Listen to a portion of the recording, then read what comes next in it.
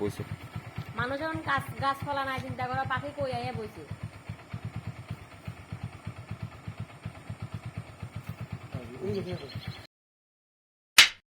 হ্যাঁ রং কোথায় দিতে রে?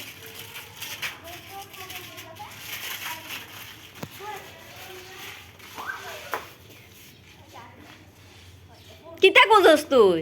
আরে এটার ভিতরে রং আছে, কোন প্লাস্টিকে ঢুকে বাইরে লই দাঁড়া, বাইরে সবজি ধরবো আগে দিয়ে নাকে দিয়ে মনে রং ঢুকছে তাই।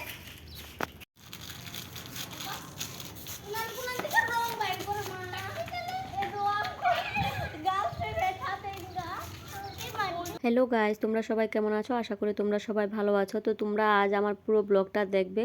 আজ ওরা দুই ভাই মিলে রং খেলেছে, আর দুই ভাই মিলে রং খেলতে গিয়ে পুরো দেখো ভূত হয়ে গেছে। আমরা আগের দিন রং খেলে নিয়েছি, তারপরে ছোট ভাইটা বলেছে যে দাদা আমি তোমার সঙ্গে রং খেলবো। তো বলছে ঠিক আছে মাম্মা ওকে ডেকে নিয়ে আসো, রং খেলবো। আমরা আগের দিন সবাই মিলে রং খেলেছিলাম, তখন ওরা রং খেললো না, তখন ও রং খেলতে এসেছে। দুই ভাই মিলে খুব মস্তি করছে। সবাই আগের দিন রং খেলেছে বলে এই জন্য মাঠে ফিল্ডে লোক কম দেখা যাচ্ছে, আর বাকি বাচ্চারা আগের দিন রং খেলেছে বলে পরের দিন দাঁড়িয়ে ওদের দৃশ্য দেখছে। মস্তি করে রং খেলেছে। আর কে কে শৈশবে এরকম রং খেলেছ তোমরা অবশ্যই কমেন্টে জানাবে। দুই ভাইয়ের মস্তি খুব সুন্দর লেগেছে। আর ওদের আমি যখন রং খেলার পরে ভিডিও করব, একটু ফটো উঠাবো, ওরা ফটো উঠানোর জন্য ভিডিও করার জন্য একটু স্থির হয়ে দাঁড়াচ্ছে না। আমার খুব কষ্ট হচ্ছে যে ওদের আমি একসঙ্গে দাঁড়া করিয়ে একটা পিকচার উঠাবো, আর ও যে খেলতে এসেছে ওর মা পাশে নেই। তো আমি বলছি তোমার মাকে আমি পিকচারটা উঠিয়ে পাঠাবো, তুমি কিভাবে রং খেলছো এবং কীরকম লাগছে তোমাকে। পিকচার উঠানো কার বাবার সাধ্য, ওদের একসঙ্গে দাঁড়া করাতে পারলে তো পিকচার উঠাবো। ওরা স্থির হয়ে দাঁড়াচ্ছে না, ওরা শুধু রং খেলাতে হইচই আর দৌড়াদৌড়ি করছে। এক জায়গায় স্থির হয়ে দাঁড়ালে তো ওদের আমি ফেসটাকে পিকচার উঠিয়ে ওর মাকে পাঠাবো। তো ওটাই আমার খুব কষ্ট হচ্ছে। আর তোমরা কে কে ওদের মতন এরকম শৈশবে দুষ্টামি করেছ?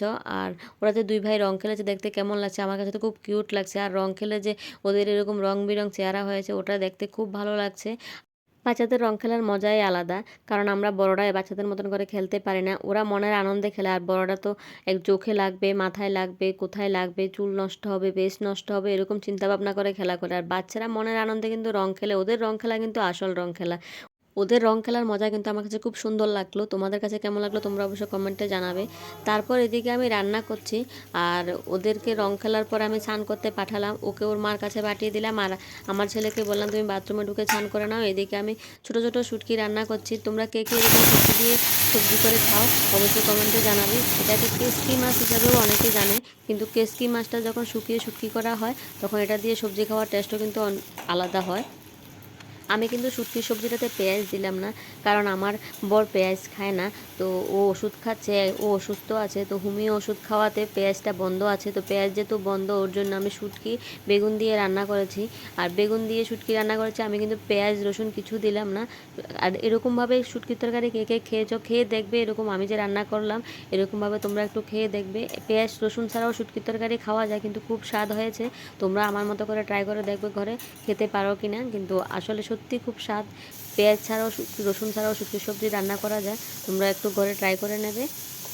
কম তেল, কম মরিচ, পেঁয়াজ রসুন ছাড়া কে কে এরকম শুটকির তরকারি রান্না করে খেয়েছো কখনো কমেন্টে লিখবে।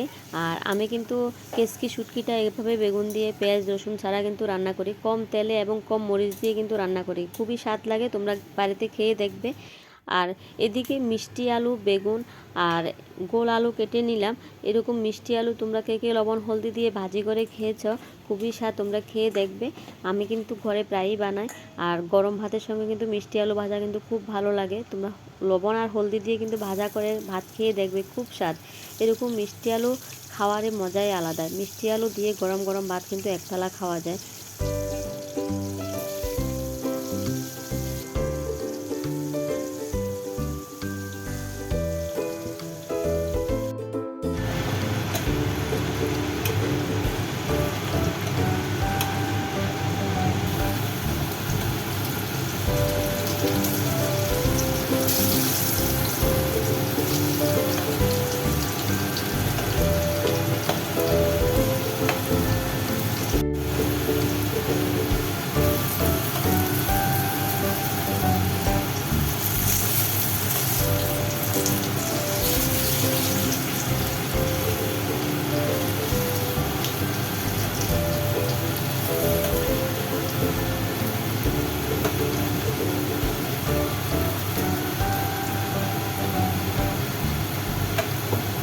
আমাদের এই জগটা ভেঙে গেছে আর আমার বর বলছে এটাকে কেটে নাকি ফুলদানি বানাবে। তো ফুলদানি কিভাবে বানাবে, গ্লাসটাকে সুন্দর করে কাটতে পারলে পরে তো বানাবে। বলছে এটা মার্কেটে নিয়ে যাবে, দোকান থেকে কেটে নিয়ে আসবে।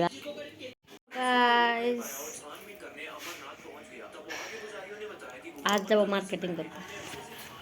আমরা বেরিয়ে পড়লাম জগটাকে নিয়ে আর মার্কেটিং করব বলে বের হলাম। কিন্তু আমি কিন্তু এমনিতে সবজি টবজি কিনি না, আমার বর কিনে। তারপরে সন্ধ্যাবেলা ছেলেকে টিফিনটা দিয়ে কিন্তু ওকে টিভির সামনে বসিয়ে আমরা বের হয়ে গেলাম। আমি কিন্তু সবজি কিনি না, কিন্তু ও কিনে। কিন্তু তারপরেও ওর সঙ্গে বাইকের পিছনে বসে যাওয়ার আনন্দটা কিন্তু আমার কাছে খুবই ভালো লাগে। আর ও আমাকে মাঝে মধ্যে নিয়ে যাওয়ার বাইকের পিছনে বসিয়ে যখন যায়, তখন এই যে আনন্দটা, এটা সত্যি তোমাদের বলে বোঝাতে পারবো না, খুবই আনন্দ লাগে। আর এমনিতে ও ওষুধ খাচ্ছে, ও অসুস্থ আছে, তো ওষুধের জন্য আমরা যাব অনেক দূরে। আর যে রোগের জন্য আমি ওষুধ খাওয়াচ্ছি, যদি এই রোগটা ভালো হয়ে যায় তো তোমাদের মাঝে আমি একদিন ভিডিও নিয়ে আসবো। আর তোমরা অবশ্যই পুরো ভিডিওটা দেখবে, আমাকে প্রচুর প্রচুর পরিমাণে সাপোর্ট করবে। প্লিজ তোমরা যদি নতুন হয়ে থাকো সাবস্ক্রাইব করে দেবে, আর ভিডিও শুরুতে একটা লাইক দিয়ে দেবে। তোমাদের কাছে যদি ভালো লাগে তো অন্যদের মাঝে শেয়ার করে দেবে, আর কমেন্টে অবশ্যই জানাবে আমাদের মতন এরকম ঘুরতে কার কার ভালো লাগে। আর আমার কাছে কিন্তু খুব ভালো লাগে বাইকের পিছনে বসে এভাবে ওর সঙ্গে অনেকটা দূর, অনেকটা রাস্তা ওর সঙ্গে ঘোরা, অনেকটা টাইম ওর সঙ্গে দেওয়া, এবং অনেকটা টাইম যেন ওর সঙ্গে বাইকে বসে আমি মনে খুব শান্তি পাই, খুব একটা খুশি হয়, মন যেন খুব আরামদায়ক মনে হয়। আমার মাইন্ড কিন্তু খুব ফ্রেশ লাগে ওর সঙ্গে যখন আমি বাইকে বসে অনেকটা রাস্তা ঘুরতে পারি আর ওর সঙ্গে একটু টাইম কাটাতে পারি। এমনিতে ঘরে তো থাকতে পারে না, কারণ যেহেতু জব করে, ও বাইরে থাকে, অফিসে থাকে। তো অফিস থেকে আস্তে আস্তে রাত্রে 10টা 11টা বাজে। যখন যেদিন টাইম পাই ওদিন ঘুরতে গেলে তো আমার মনটা খুব হালকা হয়ে যায়, খুব খুশি লাগে।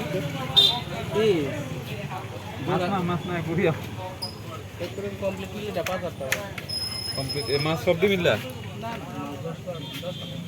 মাছ 10টা কত? 5,000? 5,000 টাকা কি ভালো লাগতেছে না? গাছ কাটনে নিচে কাটেন। অ্যাকুয়ারিয়ামটা দেখতে খুবই সুন্দর। ওরা 5,000 টাকা বললো। আমরা অ্যাকচুয়ালি গিয়েছিলাম একটা গ্লাস কাটবো বলে, কিন্তু তারা এখানে কাটে না, তারা অন্য জায়গা থেকে কেটে নিয়ে আসে। যাই হোক, আমার কাছে কিন্তু খুব ভালো লাগলো। তোমাদের কাছে কার কার এরকম দেখতে ভালো লাগে? আমার কাছে কিন্তু খুব ভালো লাগে, আমার ছেলেরও পছন্দ। তো একদিন আমি খুব সুন্দর করে একটা মনের মতো করে বানিয়ে ঘরে বসাবো, প্ল্যান আছে। কিন্তু এখন আমার কাছে অত টাকা নেই, ওটা কিনে নিয়ে ঘরে রাখবো।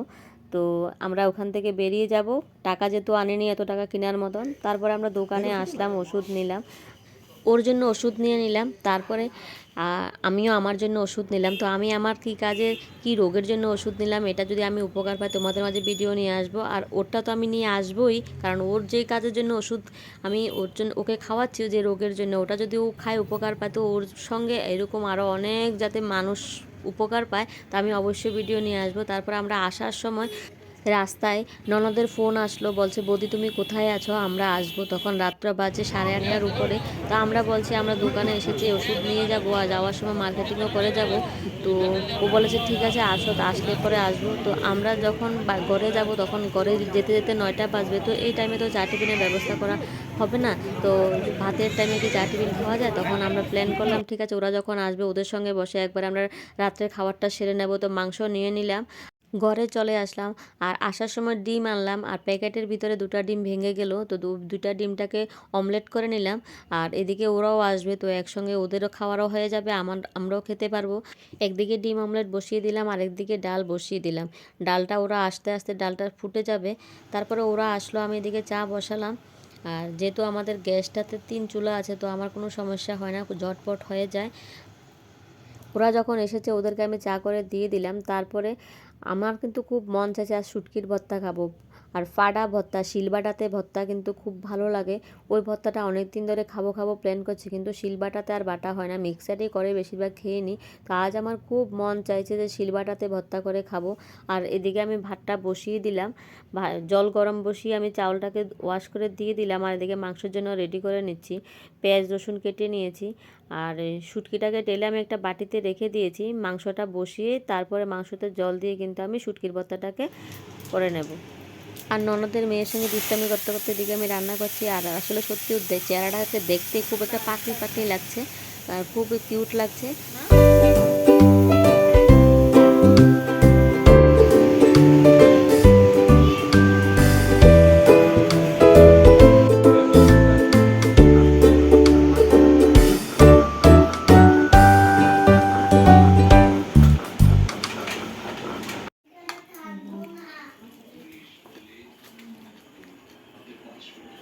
তুমি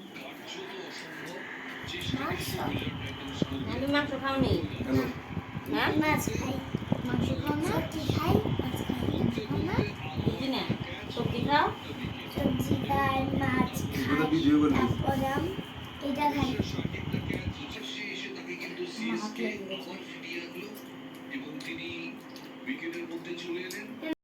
বসে মানুষ যখন গাছপালা নাই চিন্তা করা, পাখি কই আইয়া বইছে।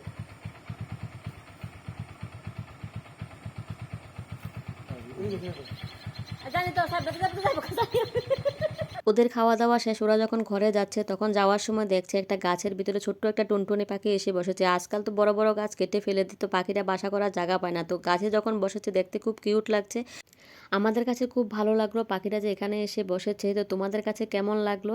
আমাদের এই ভিডিওটা যদি ভালো লাগে তোমরা অবশ্যই একটা লাইক করে দেবে, আর প্লিজ প্রচুর পরিমাণে সাপোর্ট করবে, আর বড় বড় গাছপালা কিন্তু কাটবে না, পাখিদের জন্য রেখে দেবে। আজকের মতো ভিডিওটা এখানে শেষ করলাম, বাই বাই।